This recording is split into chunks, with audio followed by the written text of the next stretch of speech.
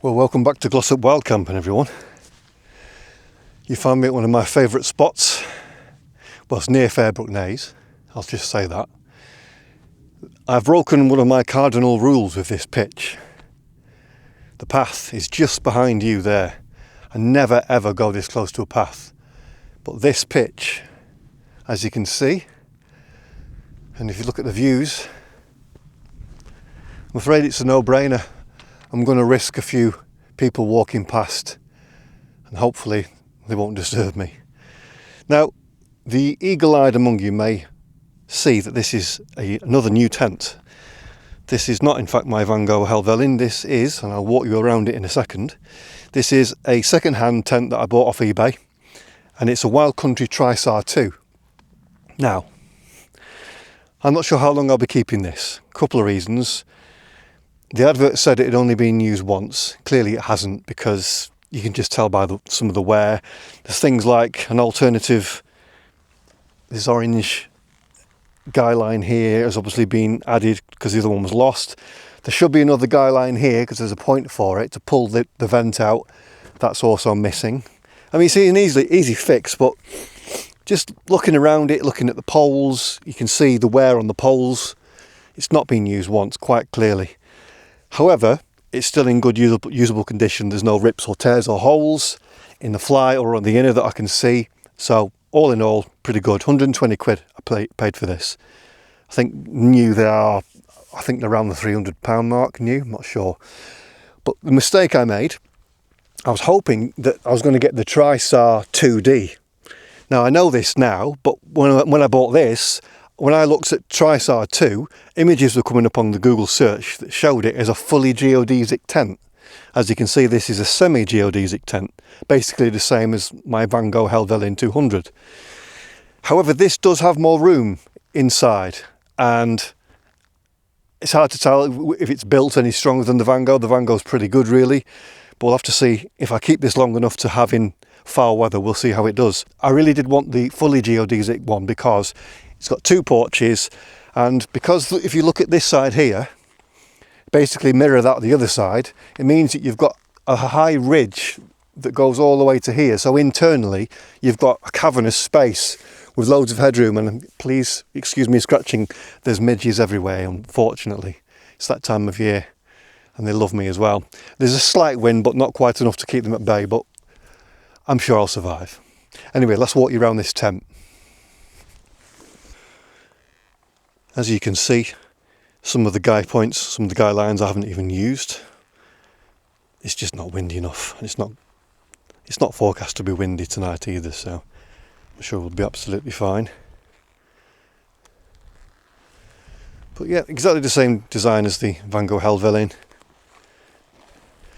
The difference is, this one is actually, you have to pitch the inner first, which I thought would be a bit more of a ball ache, but to be honest with you, it really isn't. It's really quite easy to do. I do like the fact that the Van Gogh, though, you can have the inner attached to the outer so that you can pitch it all in one. But I find it a lot easier to get the poles through the sleeves on the inner on this. So yeah, it's child's play to put up. So what I'll do is I'll quickly show you inside, and then I'm going to get all my gear ready. Okay, so we've got a decent sized porch area here. I've actually used the footprint of the Van Gogh, so it fits it quite well. The Van Gogh footprint shows that it's slightly smaller tent than this is, though. This just feels wider, it certainly feels a lot higher. So you probably can't really see much from here. It's not the best on camera, but once I've got my gear in, hopefully then we'll see and appreciate the space that we have in here. So if I get the fully geodesic, this will be cavernous. So yeah, it's probably worth selling this and the Van Gogh to fund getting the Trisar 2D. Anyway, let me get set up and I'll come back to you in a bit. So a couple of other features that are new to me, but very welcome. We've got this zippable door here, but it's also got, I don't know if you can see that on camera, but that's actually a mesh door. So I can keep that open to let in some light and some air, but no midges can get in. Brilliant. So we're all set up in here now, and it just generally is just a bigger tent than the Van Gogh. There's no doubt about it. I could do with a wide angle lens really looking around here, but you can see everything's all set up now. And what I'll do is I'll turn it round and then you can see it in reference to big old me. Head's almost touching, but not quite. The Van Gogh, I'm touching all the way. Here I can lean forward, it's not touching. This is the highest point just here. So yeah, this feels so much better. I'm just imagining how much better the fully geodesic version of this will be. Still, this will do me for now. Anyway, that's enough tent talk. It's time to start getting set up, get a brew on and look at these beautiful views, and hopefully I'll be able to get a nice sunset, but we are very clouded out at the moment, so that may not happen. I wanted to show you another couple of pieces of kit I bought. Now, I referred to these last week when I was camping with Steve, but I didn't film it. So first of all, this is my new sleeping pad. I wanted to get one with a higher R rating, and this is the Flextail Zero RO5 mattress. It's extra long, extra wide, it's huge compared to the Thermarest I normally use. This is probably a good 2 or 3 inches wider, so it's very comfortable. It's got inside here the insulation that I believe is a combination of aluminium and some sort of fibre, but it's really warm pad. I've used it just the once, but it's quite a difference. The only difference I can notice in terms of quality in a negative way is the material that's used here seems to be cheaper. It's a bit noisier. The Thermarest has got more of almost like a fabric feel over it. It's got like a coating on it that makes it more like fabric, so it grips you better when you're in your sleeping bag and just feels a bit more high quality. However, for the price, I think this is really good. This is another piece of kit I've got. This is the Flextail neck contour pillow, and I believe it comes in a couple of different versions. This is like the luxury version that's got this nice padded, I think it's almost like memory foam filled, something like that, but it's a really lovely wide comfortable pillow, and yeah, a lot better than what I was using before. I can't even remember the name of the model I was using before, but I won't be looking back. This is the one I'm going with. Slightly bigger pack size, probably slightly more weight than the one I was using before, but so much more comfortable.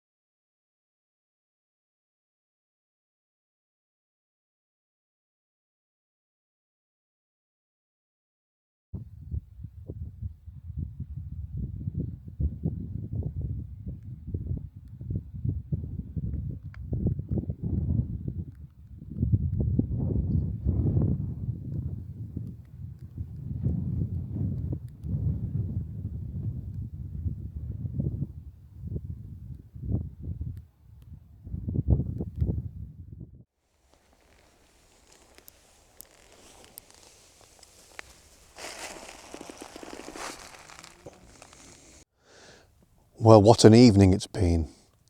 Not only was the walk here exceptional, there's not been any rain, and some of the things I've seen and filmed today have just been off the scale. So I'm going to bed a happy man. This tent is really good. The more time I'm spending with it, the more little things I'm noticing that are quite an improvement. There's a vent just above you here, you can't see it, but on the outside there's like a Velcro sort of strap that's got like it's quite stiff, so if you attach that to the underside of the vent on the outside, it just opens it up.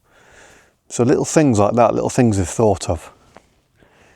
Yeah, I'd say it's a cut above, so I'm pleased. Anyway, I've talked about this tent ad nauseum tonight, forgive me. I get excited when I get new stuff, especially when it works and it makes an already quite comfortable camp even more comfortable. I'm hoping that I'll be up in time for the sunrise, and if I am, I'm going to get it filmed and time-lapsed and then possibly get back to sleep for another hour or two. But it's just gone 10 p.m. now. I think I might turn in early tonight, and hopefully I'll just lie down, put some tunes in my earphones and drift off to sleep. So anyway, all glory to God for this amazing place. See you in the morning.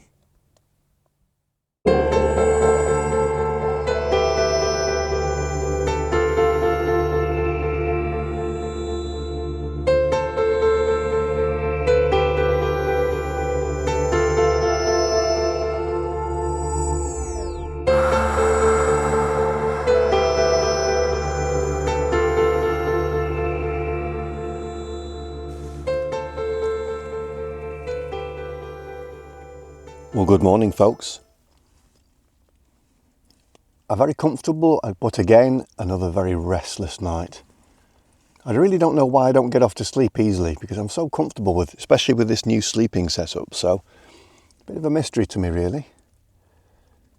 Anyway, thankfully I've woken up to some nice, sunny, partly cloudy weather, but looking really nice. It's a bit of a late one today. It's just approaching 9 o'clock. I've been up for a while and I really need about 3 hours to get back to Glossop. I said I'd be back about lunchtime or just after. So if I leave in the next half an hour, I should be back by 12:30. So I'm going to spare you seeing my morning face. I'm going to just get going, get packed up, and I'm sure there'll be lots of things to photograph on the way back. I love the walk back along the northern edge. Well, I'm all packed up now, ready to make my move. It's 9:30. As you can see, the site is left pristine. No rubbish, no pegs, no trace. So I'm going to have to wave goodbye to this beautiful view now. But thankfully that's not the end of the views. With a little bit of sun peeping through these clouds every so often, there'll be some corkers on the way back.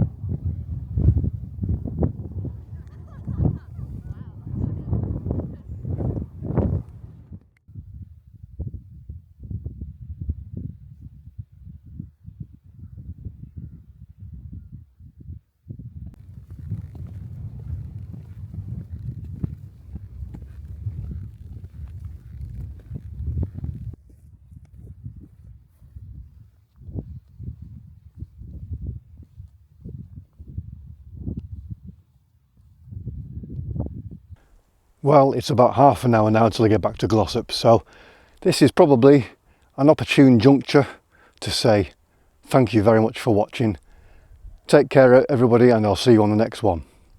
Hopefully with the next one, I'll have Tim with me as well. That'd be nice, wouldn't it? Oh yes, it would. Goodbye.